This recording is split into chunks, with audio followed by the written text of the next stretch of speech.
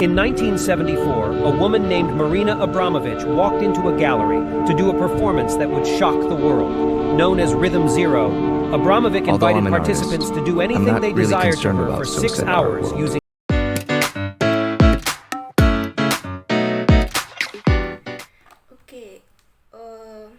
Pertama-tama kita akan mempelajari dulu apa sih itu performance art.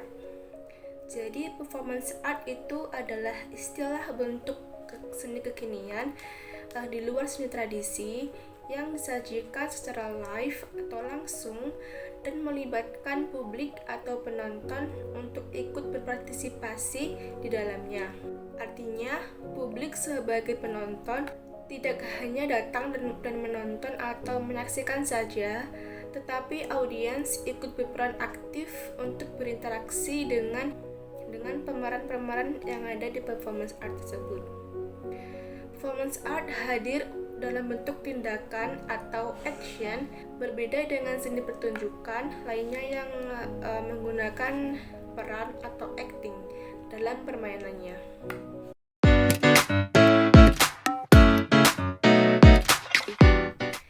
Nah, jenis-jenis performance art secara umum itu seperti pertunjukan tari, teater, opera, pantomim, seni sirkus, dan seni pertunjukan multimedia.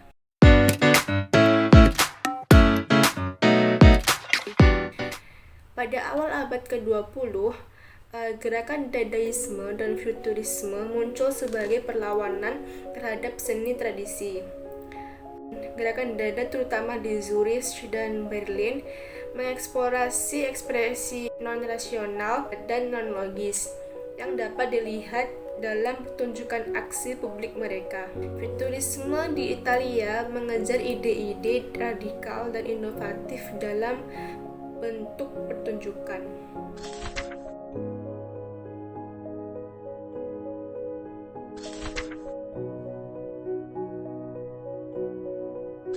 Lalu yang kedua yaitu kabaret Voltaire dan pertunjukan dada.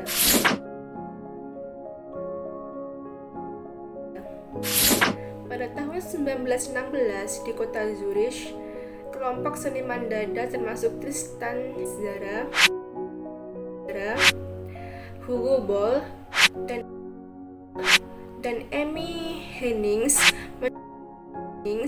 mendirikan kabaret Voltaire. Tempat ini menjadi pusat pertunjukan dan aksi eksperimental yang membuka jalan bagi konsep-konsep dasar performance art dengan menampilkan teater eksperimental dan pembacaan puisi yang menggabungkan elemen seni rupa dan teater. Lalu yang ketiga ada Fluxus dan Happenings. Pada tahun 1950-an dan 1960-an, gerakan seni Fluxus muncul dipimpin oleh seniman-seniman seperti Maciunas dan Nam June Paik.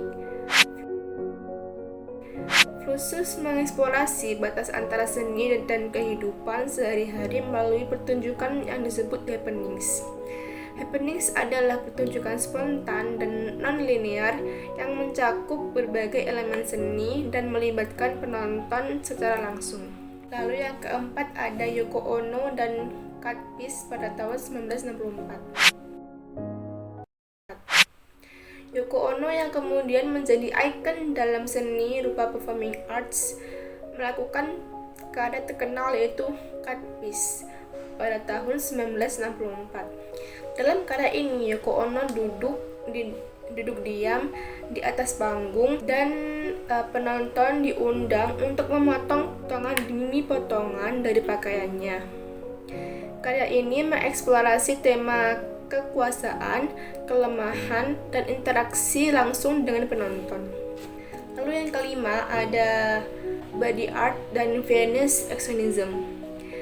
Di Vienna, kelompok seniman yang dikenal dengan Viennese Expressionism yang terdiri dari Günter Brass, Hermann Nitsch, Rudolf Schwarzkogler, dan Otto Moehl menciptakan karya-karya kontroversial yang melibatkan tubuh manusia secara intens. Mereka mengeksplorasi batas fisik, dan psikologis melalui aksi-aksi ekstrim dan pameran seni. Lalu yang keenam ada feminisme dan performance art. Pada tahun 1960-an dan 1970-an, gerakan feminis memainkan peran penting dalam perkembangan performance art. Seniman-seniman seperti Caroline Seniman dan Marina Abramovic mengeksplorasi isu-isu gender, tubuh perempuan, dan kekuatan dalam karya-karya mereka.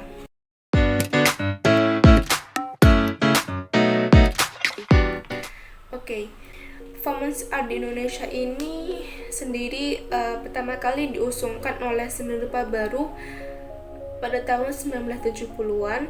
Walaupun istilahnya sendiri belum disadari saat itu, sama seperti kemunculan performance art di Eropa, seniman-seniman Indonesia menolak konvensi seni rupa konvensional dan juga memiliki kritik-kritik politis.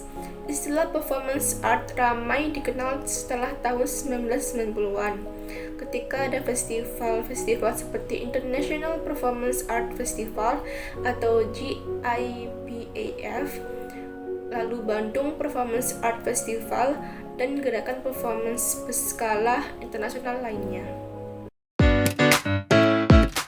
Seniman-seniman yang berperan penting dalam perkembangan performance art yaitu yang pertama ada Mariana Abramovic.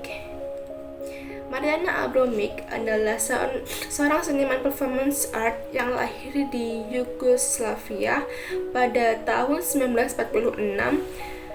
Ia dikenal sebagai salah satu tokoh paling berpengaruh dalam seni rupa performance art kontemporer. Karya-karyanya sering mengeksplorasi hubungan antara seniman dan penonton, seringkali melibatkan penggunaan tubuhnya sendiri sebagai medium.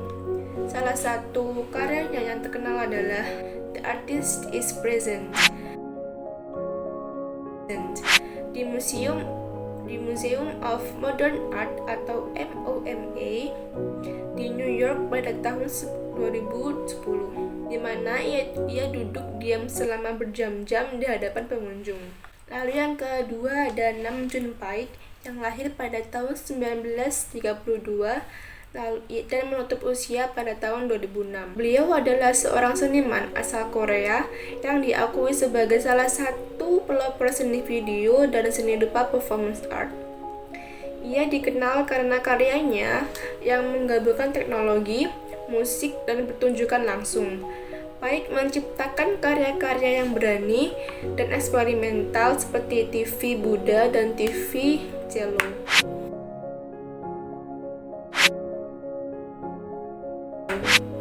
Yang memadukan elemen-elemen teknologi dengan ekspresi seni. Yang ketiga adalah Yoko Ono. Yoko Ono lahir pada tahun 1933.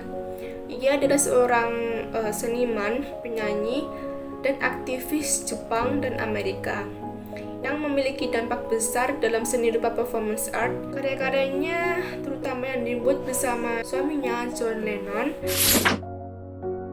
sering mengeksplorasi konsep partisipasi penonton dan perdamaian.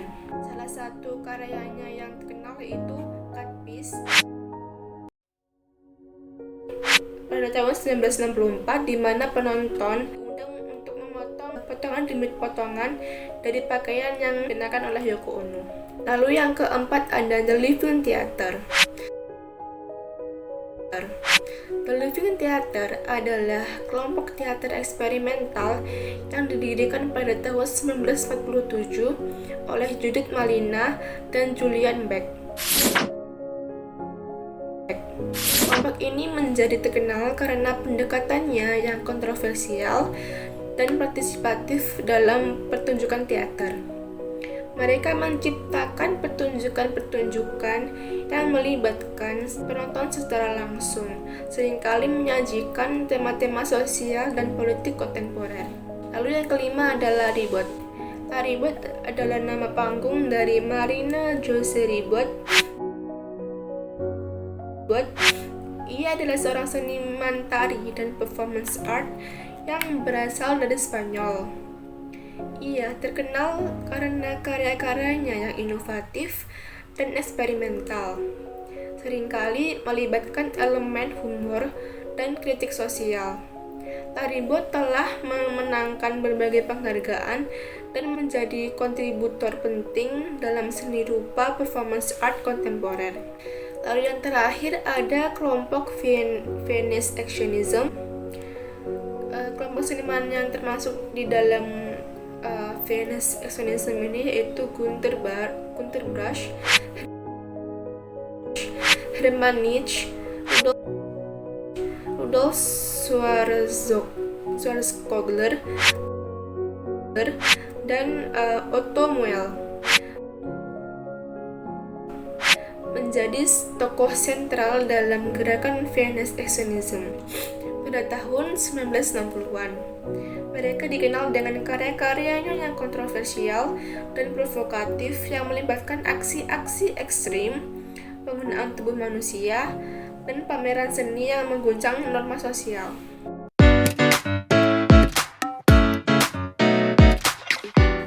Media dan teknologi. Pertunjukan virtual dan augmented reality, teknologi tadi membuka pintu pertunjukan yang lebih imersif. Seniman dapat menciptakan pengalaman virtual yang dimana penonton dapat berinteraksi dengan elemen seni secara langsung atau merasakan pertunjukan di dunia maya. Lalu yang kedua ada live streaming dan rekaman. Live streaming pertunjukan memungkinkan penonton di seluruh dunia untuk menyaksikan pertunjukan secara langsung tanpa harus datang langsung ke tempatnya. Rekaman pertunjukan juga memungkinkan seniman untuk menyimpan dan mendokumentasikan karya mereka, menciptakan arsip seni performance art yang lebih kaya. Lalu yang ketiga ada visual dan efek multimedia. Teknologi visual dan multimedia telah membuka peluang baru dalam produksi seni rupa performance art. Penggunaan proyeksi video, animasi, dan efek khusus memungkinkan seniman untuk menciptakan pengalaman visual yang lebih mendalam dan dinamis. Perkembangan seni rupa performance art mencerminkan evolusi yang menarik dari gerakan avant-garde pada abad ke-20 hingga pengaruh seni modern dan kontemporer. Teknologi modern membuka peluang baru dan visual dan multimedia hingga interaktivitas virtual. Seniman berpengaruh seperti Yoko Ono, Marina Abramovic, dan Nam June Paik serta kelompok The Living Theater dan Viennese Expressionism berperan penting dalam membentuk dan mengenalkan seni ini. Tantangan seperti persepsi masyarakat dan keterbatasan ruang dan waktu diimbangi oleh peluang eksplorasi, kolaborasi antar budaya, dan penyampaian pesan sosial. Konsep dan estetika seni rupa performance art terus berubah, mencerminkan dinamika seni kontemporer.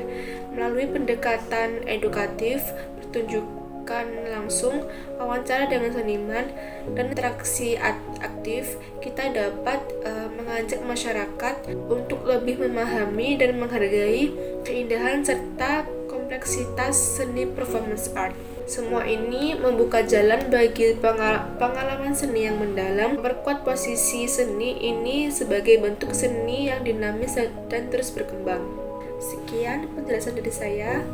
Bila ada salah dan kurang, saya mohon maaf. Wassalamualaikum warahmatullahi wabarakatuh.